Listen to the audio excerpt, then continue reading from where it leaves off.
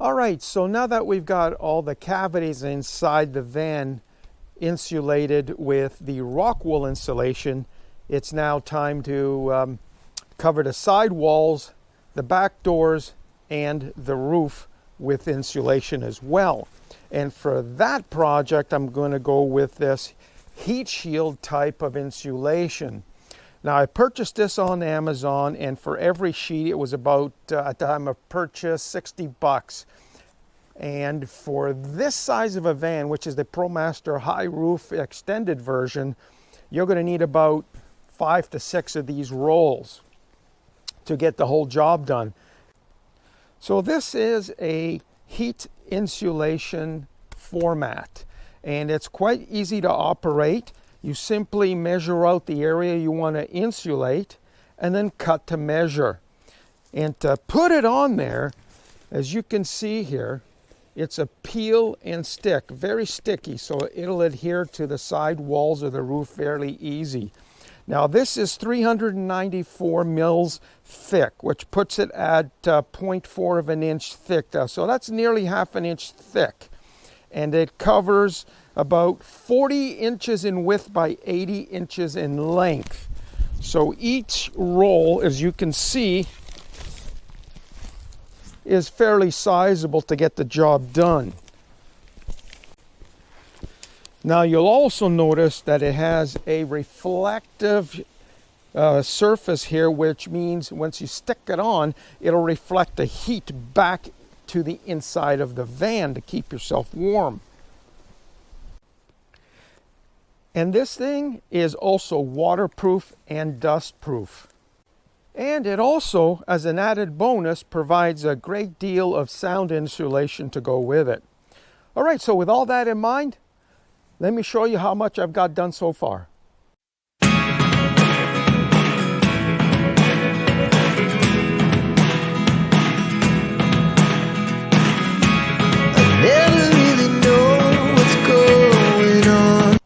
All right, so this is one of the sections that I've already got done. And as you can see here, like I said earlier, it's quite simple to administer this material. You just measure, cut, paste. That's all there is to it. So here's the back doors. You can see at the top there, the heat shield has been installed, the window cover, and the heat shield at the bottom of the cavities as well.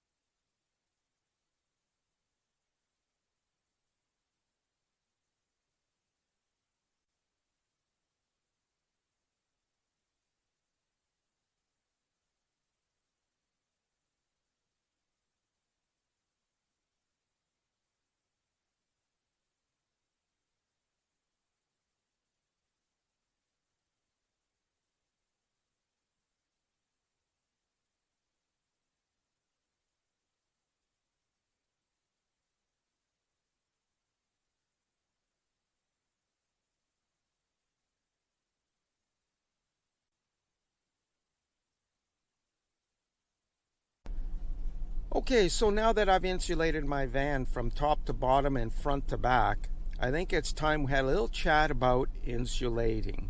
Specifically, whether or not to insulate your van.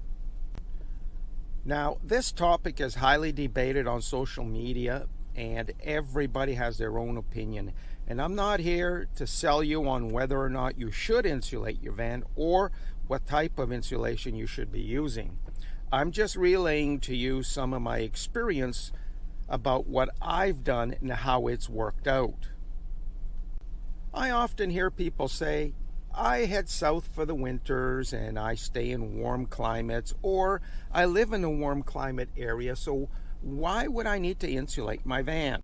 Well, I can say this. I've spent enough winters in warm climate areas in Arizona, Southern California, and of course Florida. And I can tell you that winters in these areas often at night dip into the low 20s.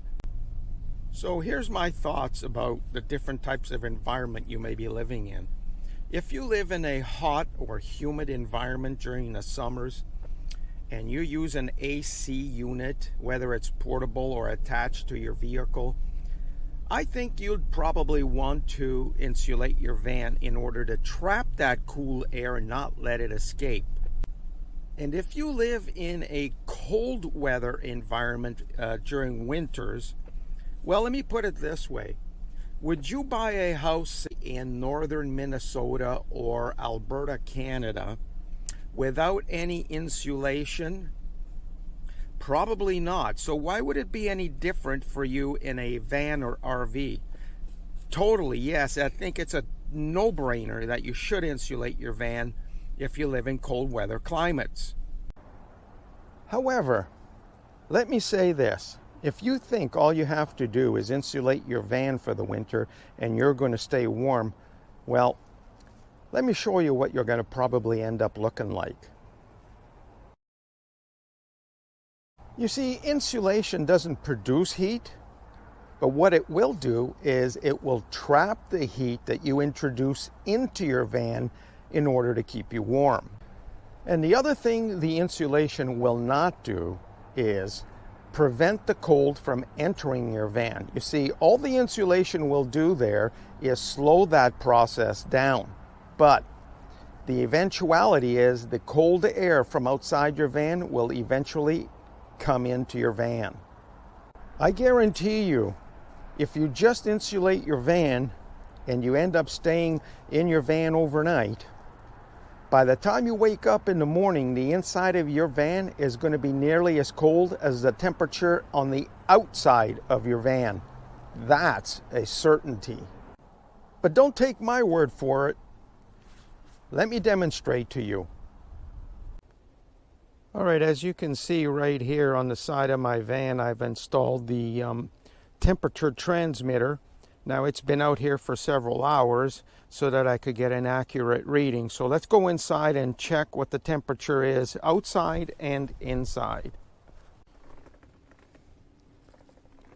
Okay, I don't know if you can see that there, but the outdoor temperature is -1 degree Celsius and the inside temperature of my van is 0, and it just went to +1. So like I said, there isn't much of a difference from the outside temperature to the inside temperature if you don't have heat introduced into your van.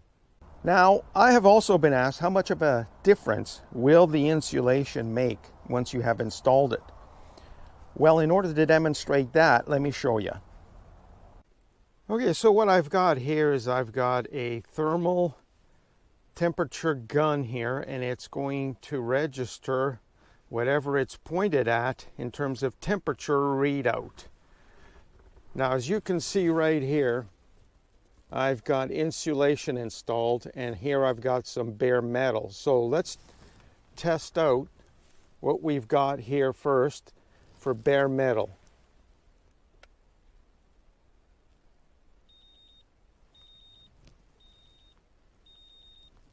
Okay, as you can read that, 31 point, it's about 32 degrees Fahrenheit. Now let's check out where I have the insulation installed.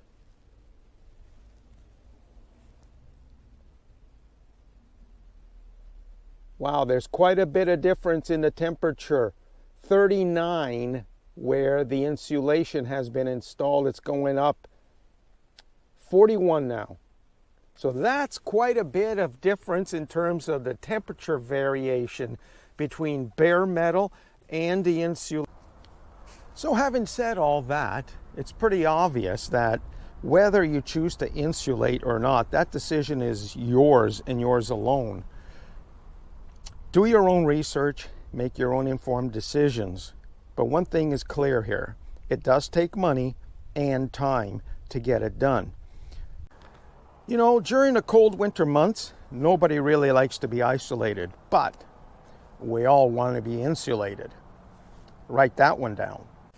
Well, that's pretty much all I have to say on the topic, except for this. No matter what type of insulation you choose to go with, a couple of things I'd like you to keep in mind. First of all, choose a type of insulation that is resistant to water, fire, mold, and mildew. It's easy to install and non-toxic. And of course, affordability comes into play here as well. Well, that is it for me for today's video. If you like this video, please give it a thumbs up. And if you haven't subscribed, you can do that as well. Just hit the subscribe button down below. Okay, so on our next video, I will demonstrate exactly how that insulation works once I introduce heat into the van. Until then, take care, have yourself a safe Christmas.